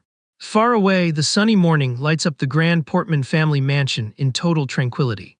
Inside, the housekeeper Rhonda adjusts Elric's fancy clothes while Tyria watches her husband get ready. Resting his weight on the cane, the ex-mercenary starts to walk and tries to strike up a conversation with the employee. But the MC loses his voice the moment the blonde turns completely red and stammers his name. The awkwardness hits hard, and the warrior also breaks into a cold sweat, remembering the kiss at the festival. Picking up on the romantic tension in the air, the old maid smiles in satisfaction while the boy tries to form a sentence. Wanting to give the lovebirds some privacy, the housekeeper attempts to slip away quietly, sliding across the hall rug. But her sneaky escape fails, and the young master catches the woman trying to sneak out of there. Playing innocent, the older lady asks if they had a fight, mentioning she heard things got heated last night. Desperate, Elric tries to explain himself, blaming his teasing friend, but the old lady realizes something actually happened. Trying to dodge that humiliation, the boy changes the subject abruptly, asking who they are hosting that day. Switching back to professional mode, the housekeeper explains that a trade delegation from the Western Kingdoms is arriving. Surprised by the info, the boy repeats the name of the place, trying to properly understand this visit. Rondo explains that Wibbon's wheat is highly coveted, and reveals that even the Kingdom of Armin joined the bidding war. Resting his face in his hand, the warrior fears that some old, grudge-holding enemy from the war might end up recognizing his face. Taking charge, Elric announces he will personally receive the guests instead of his wife this time. Later, the young lord arrives at the massive train station accompanied by the butler Aldio. Smiling, the old man calms his boss down, saying he just needs to offer a formal welcome and everything will go smoothly. Placing his hand on his chest, the MC takes a deep breath to chase all that silly paranoia out of his head. After all, he convinces himself that no frontline warrior would come all the way out to the countryside just to negotiate wheat. A loud whistle echoes through the large concourse, announcing the highly anticipated arrival of the main locomotive. Stepping heavily onto the stone floor, the trade representatives begin to disembark from the transport. Keeping his composure, the ex-mercenary introduces himself as the head of the Portman family and offers the carriages. However, the boy's polite speech is cut short when he notices a very strange reaction from the group. In the middle of the delegation, a chubby man with a mustache widens his eyes, completely terrified by what he sees. The intimidating sight of the feared sword fiend floods the old merchant's mind right away. Sweating cold out of pure terror, the guy stumbles back trembling and points his finger, asking if the person in front of him is Kasha. The story cuts to the grand headquarters of the White Wick Corporation in the Kingdom of Armin. Someone inside frantically asks who just arrived at the place. Running desperately through the hallways, Duke Edward complains that his sister didn't warn him about this visit. Secretary Agnes simply follows him in silence. Wasting no time, the heavy double doors of the main hall are thrown wide open with a lot of force. Rushing into the room, the noble throws his arms wide, calling out his sister Egret's name with massive excitement. The mysterious woman's piercing gaze evaluates the boy's loud entrance. This is Egret Valentina, the famous flaming flower and the majority shareholder of the entire corporation. Grabbing the woman's hands, Edward cheerfully comments that she seems to have grown even more since the last time they saw each other. But her patience runs out fast, and the shareholder threatens to incinerate the man right there if he doesn't let her go instantly. Sweating cold from the lethal threat, the Duke releases the woman right away, confirming he got the message. With her arms already crossed, Egret impatiently demands to know if her brother has finally discovered Kasha's exact whereabouts. Cornered, he tries to justify himself, explaining that the mercenary vanished like a ghost, and it's been very hard to track his location. Furious, the woman threatens to pull her shares from the company if he keeps failing, making the blonde guy beg for mercy. Whining desperately, the noble suggests that if she's so bothered, she should look for the darn sword fiend herself. With that, the shareholder stands up from the table, swishing her heavy cape with intense resolve. Staring at her brother, the flaming flower shows she is not messing around when it comes to this matter. Turning her back, she decrees the boy has very little time left to find the mercenary, while the blonde guy merely agrees in defeat. Right after, the heavy door closes, leaving the corporate leader alone with his secretary. Kneeling on the floor, Edward hears Agnes ask if he is really going to hand over the location, but the Lord swears it would be a disaster to cross them. Changing the subject quickly, the noble asks if the trade delegation has already been dispatched to the Wibbon territory. The secretary confirms the information, and the boss confesses he highly doubts the mercenary Kasha would take that negotiation bait. Displaying coldness, the Duke concludes the boy will have no other choice but to accept the offer if he wants to play the role of Lord Portman. Meanwhile, the massive locomotive crosses the sunny plains carrying the trade representatives. Inside the closed train car, the mood is one of absolute silence among the members of the Western delegation. The suits wait to reach their final destination, maintaining very serious postures. The trade group's leader stares blankly, showing he is focused on the mission they received. A short while later, the huge iron train pulls into the city's busy central station. Stepping down the train car stairs, the representative named Lord Polo sets foot on the red carpet with some hesitation. Waiting on the platform, Elric formally introduces himself as the head of the Portman family and welcomes the guests. The young master announces he has already prepped the carriages for the escort, but ends up catching a strange reaction from the group. With his eyes wide, the merchant Polo goes into absolute shock upon recognizing the face in front of him. The terrifying vision of the sword fiend invades the suit's mind right then and there. Sweating cold from pure terror, the guy steps back trembling and points his finger, suspecting the boy's true identity. Pressing his own forehead, the ex-mercenary panics internally for bumping into that exact man right there. The MC knows he needs to hide his brutal past at all costs to avoid putting his territory in danger. Trying to play it off, the boy apologizes for not introducing himself properly, while the old man stammers, ordering the train to turn back. Pretending to be just a peaceful lord, he reinforces that he is simply Elric Portman, the current leader of the local family. Completely pale, the lord tries to process the info and wonders if that really isn't the dreaded Kasha. The young master asks if he's okay, leading the man to convince himself that such a peaceful fool could never be the monster of war. After all, the memory of that lethal and dark stare from 5 years ago was entirely different from the posture of this kid. Gaining a sudden burst of confidence, the merchant shocks everyone and slaps the host right across the face with all his might. The impact of the blow echoes through the entire station. Instantly, the locals and staff start whispering, shocked by that unprovoked assault. Furious, the old man accuses the boy of being an unknown lineage piece of trash and curses him out for committing such insolence against him. Looking down, the MC touches his own face while the coward screams, demanding respect for his family. But the warrior's patience runs dry and he interrupts the outburst coldly, leaving the attacker totally paralyzed with fright. With an intimidating posture, Elric decrees they must settle that offense against his honor through a duel. Blinded by rage, the chubby man calls the boy an arrogant brat and orders the guards to bring swords to teach him some manners. Suddenly, a veteran in a wheelchair appears, yelling for the man to stay his hand immediately. The ex-mercenary turns his head in surprise as he recognizes the voice of that old acquaintance approaching the commotion. The man in the wheelchair apologizes for the offense caused, but Polo snaps back furiously, stating it's too late for forgiveness now. Cutting the tantrum short, the veteran reprimands the boy, calling him by the name Kasha and demanding he apologize right this second. Upon hearing that forbidden name, the lord goes completely cold, remembering that crossing paths with the sword fiend means the absolute end. Facing the MC's deadly stare, the attacker finally realizes that the trash he just hit is the bloodthirsty legend. Terrified by his blunder, the suit backs away in a cold sweat and pretends he just overreacted, suggesting they continue their journey peacefully. The old man walks right past the trembling boy in fear, feeling that the cruel mercenary's curse is still haunting his life. Tyria's husband simply watches the coward pass by, keeping his expression entirely dark. With the tension resolved, the luxurious carriages start their route through the golden fields under the light of the setting sun.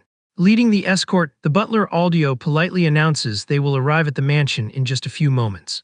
Upon arriving at the big house, the staff team waits at the entrance while Tyria welcomes the guests looking very radiant. Gorgeous, the noblewoman formally introduces herself, assuring them it is an honor to receive the esteemed delegates from the Western powers. Being very understanding, the blonde notes the men traveled a long distance and suggests they get some rest. She asks the housekeeper Rhonda to show the delegation to their quarters, ensuring everyone's comfort in the house.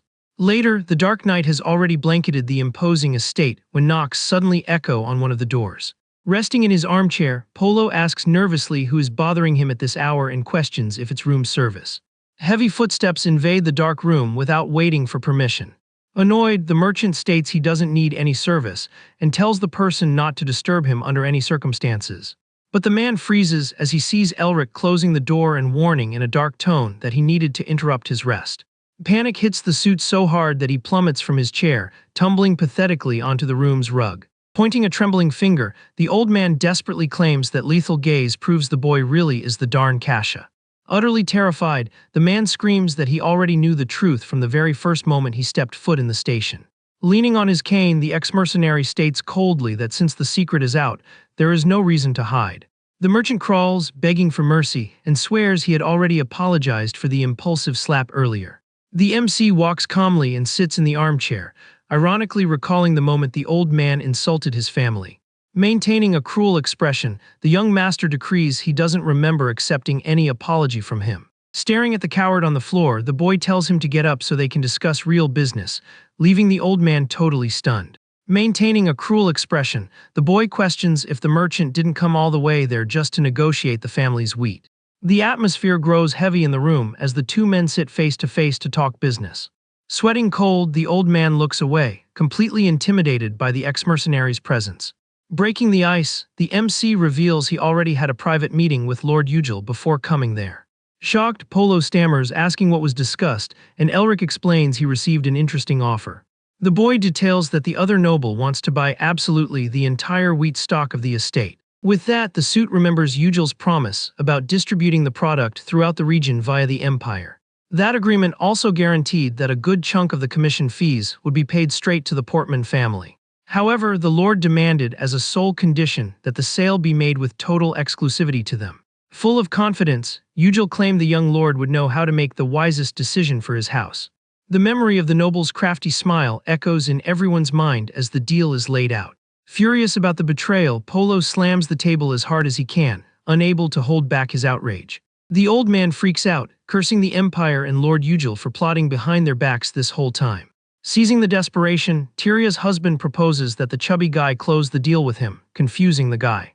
To lock in the agreement, the warrior demands the purchase be made matching the exact same price offered by the rivals.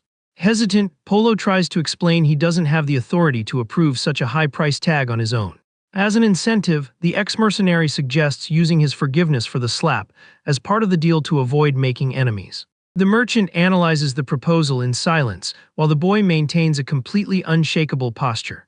Desperate to lower the cost, the old man begs for an adjustment down to 60% of the value. The suit warns it would be a huge problem for his lord to cut the price so aggressively. Mustering some courage, he bumps the offer to 70% and promises to cover the shipping fees. Without blinking, Elric counters, locking the value at 75% while keeping the same perks. With nowhere left to run, the trade representative shakes the boy's hand and seals the deal right then and there. Now standing, the old man praises the MC for managing to negotiate on equal footing against the Empire. Curious about the decision, Polo asks why the young man chose to close the deal specifically with him. Deep down, the ex-mercenary knows he only picked him because he considered him the weakest target and the easiest to manipulate. But since he couldn't say that out loud, the Lord lies, saying he preferred to make peace after their first encounter. Laughing forcedly, the chubby guy accepts the excuse and announces he has one small request to make. The merchant warns it would be chaos if rumors about the sword fiend's presence leaked out there. With a lethal glare, Elric threatens to rewrite the contract in blood if the old man opens his mouth about it. The brutal threat makes the representative shake with fear, guaranteeing he'll keep his trap completely shut. The next day, all the delegates gather in the large meeting room to sign the contract. With a radiant smile, Tyria officially announces that the family has struck a deal with the Imperial Army. Satisfied with the outcome of his own plan, her husband claps his hands in a calm and elegant manner. Swallowing his pride, Ugel congratulates Polo on the victory, while the chubby guy thanks him awkwardly. But the loser's patience runs out and he slams the table, shouting that this outcome makes absolutely no sense. The noble confronts the girl, questioning if the Lord didn't tell her anything, but she assures him she is following his orders. Outraged, the suit calls her miss, and asks if she has any idea how absurd this trade is.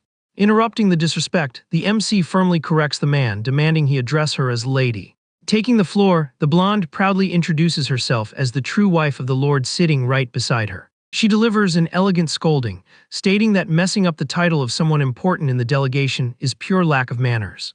Grinding his teeth in anger, Ugel is forced to swallow his pride and apologizes, calling the young woman lady.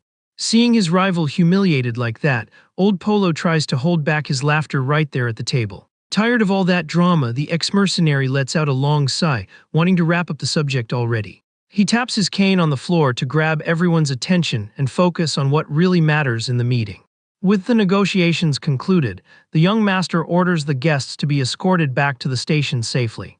Through the carriage window, the victorious merchant raises his glass, toasting to the success of the trip. The boy simply watches the vehicles depart with a calm look of mission accomplished. Walking through the fields beside his wife, the warrior confesses he started seeing her in a completely new light. Smiling, he admits he never imagined the girl was hiding such a strong and decisive personality. Very calmly, the young woman replies that she just told the truth about her role in that house. She returns the compliment, asserting that her husband also proved to have an extremely smart and cunning side. Holding the contracts, the blonde notes that the values announced to the public were quite different from the actual deal. Laughing, Elric confesses the enemy noble was too arrogant, and he just wanted to deal a blow to his pride.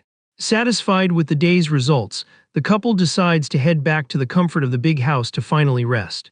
The story cuts to the kingdom of Armen, showing the great corporation's golden flag waving in the wind. The bright sun illuminates the grand facade of the White family's luxurious private residence.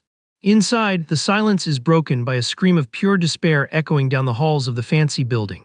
Pulling his own hair out, Duke Edward runs in circles, completely unable to accept the failure of his plan.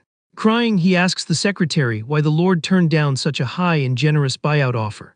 Freaking out, the Lord grumbles that the ex-mercenary just needed to take the cash and follow the plan like a good puppet. In the middle of his tantrum, the blonde guy cries, wondering if the warrior got a kick out of ruining everything. However, the panic is so intense that the noble's foot ends up slipping on the slick floor of the luxurious office. Losing his balance completely, Edward is thrown backward, heading for a painful drop onto the hard floor. Right before he falls, a firm and delicate hand grabs the man's wrist with incredible agility. The Duke's eyes go wide at the sudden shock, not fully grasping how he was saved just in time. Yanking the boss hard, the secretary grabs him by the waist, stopping a total disaster. The swift movement kicks up dust, while the employee stabilizes the dramatic boss's weight. Very annoyed, Agnes scolds the man, insisting he should have kept his cool just like she asked. Shortly after, the tense mood is calmed by the soft sound of hot tea being poured into a porcelain cup.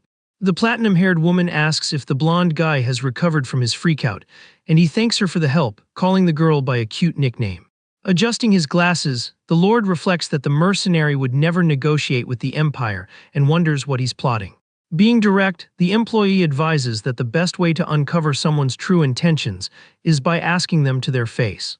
Convinced by the brilliant idea, the Golden Duke concludes he has no choice but to go confront the boy personally. Prepped for the trip, Edward's firm hand grabs his elegant cane, showing a lot of conviction. Cooking up his plan, Edward decides to handle things personally and weighs his next options. With that, the noble spots a luxurious weapon in the red box and comments that they will need a very appropriate conversation starter. The scene cuts to the imposing mansion of Elvers Graham's family under the bright daylight.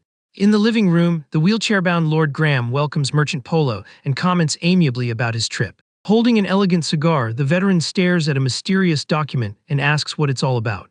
Very respectfully, the chubby guy explains that it's a letter sent directly by Elric Portman. Graham opens the fancy envelope and begins to read the message very carefully. Processing the info on the paper, the Lord sits in total silence, calmly reflecting on its contents. Suddenly, the old man lets out an absurd laugh that leaves the merchant entirely startled. Laughing non-stop, the veteran covers his own face, finding that whole situation incredibly comical. Polo confesses he almost passed out from shock when he heard Lord Portman's name for the first time. Catching his breath, Graham thanks the visitor for delivering the message personally. With the job done, the merchant says goodbye with a bow, and the host wishes him a safe trip back. Alone in the room, the veteran murmurs Cash's name, totally surprised he ended up in the Wibbin territory. Looking out at the fields, the Lord concludes that the harsh winter must be arriving around those parts soon. Far away, the long barrel of a hunting rifle aims steadily into the middle of the snowy forest. A hunter fires and lands a direct hit on a deer, celebrating the takedown while his buddies praise his perfect aim. Walking up to the fallen prey, the group is amazed by the animal's size and celebrates the end of the training. Suddenly, a rookie named Derek drops to his knees on the ice, and the leader tells the kid to go fetch the horses immediately. Completely terrified, the apprentice warns his companions to step away from the catch right away. Clueless about that sudden freakout, the team boss asks what got into him.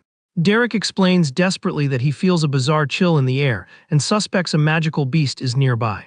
Ignoring the warning, the older hunter thinks it's nonsense and says the chill is just because of the winter. Right then, a massive tree trunk crashes violently to the ground, startling everyone instantly. Trembling with terror, the rookie aims his gun and tells the idiots to get out of the way because there's something right behind them. A huge shadow emerges from the trees, revealing a giant snout right behind the group. A monstrous magical wolf with glowing blue eyes unleashes a terrifying and furious roar. Cutting back to the Wibbin territory, the heavy winter snow has already blanketed the Portman family's entire estate. Sitting comfortably, Tyria listens to the tense report and regrets that a situation like this occurred. Kneeling on the living room rug, the surviving hunters confess they fled the scene in sheer panic. Keeping her cool, the noblewoman thanks them for the heads up and promises to discuss the matter with her husband to get it sorted. With that, she asks the housekeeper Rhonda to serve piping hot tea and meals for the rattled men. Soon after, the butler Aldio pulls a thick monster encyclopedia book from the office shelf. Walking beside his boss, the employee explains he cross-referenced the reports with info from the old books. The bespectacled gentleman concludes with concern that the monster in the forest seems to be a blade wolf. Tyria immediately questions if the old man is suggesting that creature is a real magical beast. Aldio states there shouldn't be any around there, but recalls they vanished after the pack leader was taken down. The young woman remembers that it was exactly that leader who gave Elric his scar and agrees the situation is dangerous. With a highly determined look, the noblewoman reflects on the danger this threat brings to her people. Furious, she decrees she won't expose the villagers to danger and announces she is going to assemble an extermination squad. Complying with the order instantly, the butler guarantees he will recruit only the most skilled elite hunters. Spinning around suddenly, Tyria catches the employee's attention, remembering a very important detail. Placing her finger on her lips, the wife begs the old man to keep this operation an absolute secret from the lord. Confused by the odd request, the bespectacled gentleman simply nods and promises to keep the secret. Later, a dark carriage leaves the estate, cutting through the fields completely covered in snow. Elric says goodbye to his wife, letting her know he'll be back soon, and she wishes him a very safe trip. Worried, Aldio asks if they shouldn't warn the lord, since he might feel offended by the secrecy. Tyria argues that her stubborn husband would try to handle the problem himself, even with his busted leg. The traumatic memory of that terrifying day suddenly floods back into the young noblewoman's thoughts. In the past, the little girl cries desperately, screaming the MC's name while he's totally covered in the marks of battle. The memory brings the terrifying image of the monstrous blade wolf ready to strike the kids. Back in the present, the wife states it is their duty to handle the monster to avoid putting her husband in danger. Leaning on their weapons, the elite squad recruited by the butler finally arrives for the showdown. Satisfied with the team, the blonde decides to move forward and guarantees they will wrap up the job soon. The old man panics and interrupts his boss, asking if she is out of her mind to tag along on the hunt. Exuding leadership, Tyria announces that it's her obligation as a noble to lead her people straight into that hazard zone. Cornered, the employee agrees, but demands she run away immediately if a real magical beast shows up. Away from the mansion, the busy city of Wibben continues its peaceful routine under the intense winter cold. At the clinic, the doctor tends to Elric and celebrates, saying the injury on his leg is almost entirely healed. Thrilled by the great news, the ex-mercenary grips his cane and asks if he can finally ditch it for good. Continuing the checkup, the old doctor asks if the old scar on the boy's neck left any lasting issues. Touching the mark, the boy smiles, recalling that the person who treated him was an excellent and very careful medic. The older man states that treating a bite like that is no easy task, mentioning that the boy's father begged to save him. The ex-mercenary's eyes go wide, shocked to discover the late patriarch acted that way for him. Feeling nostalgic, the doctor shares that it was unforgettable seeing the ruthless Lord Portman crying, pale with pure dread. With a wistful smile, the MC looks down and murmurs that it's really hard to picture the old man desperate. Soon after, the health professional says goodbye to the young master, asking him not to make any sudden strenuous moves. The loud thud of the clinic's heavy wooden door closing echoes through the chilly street. Leaning on his cane, the ex-mercenary walks alone through the snow, watching the peaceful movement of the village. Suddenly, a male voice calls out to the boy and asks if the leg treatment ended up yielding good results. The MC turns his head instantly and recognizes his old buddy, calling out Luton's name, totally surprised. With a massive smile, the childhood friend calls the boy captain and celebrates his return to Wibben. Super hyped, the man hugs Tyria's husband tightly and mentions he came running as soon as he read the letter. Elric notices the military uniform and his friend brags, showing off the fancy sword he got straight from the royal guard. Excited by the reunion, the ex-mercenary invites the knight to grab a drink at the tavern and catch up on everything. Sprinting desperately through the snowy streets, a messenger screams the knight Luton's name and warns he carries an urgent letter. Holding the paper, the panting guy reveals it's a rescue request sent straight from the Portman family. Caught off guard on his day off, the soldier questions the message, while Elric butts in, demanding to know what it means. Still catching his breath, the messenger reports that young Lady Tyria ended up getting herself into serious danger. Panic hits the MC head-on as he hears his wife was attacked by a magical beast up on the mountain. Far away, the loud blast of rifle shots echoes, cutting through the tense silence of the frozen forest.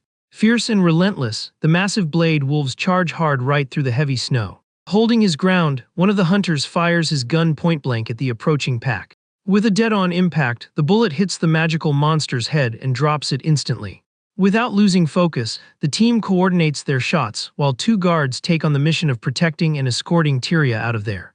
Pointing straight ahead into the blizzard, the guard tells his boss there's a safe cabin just up ahead.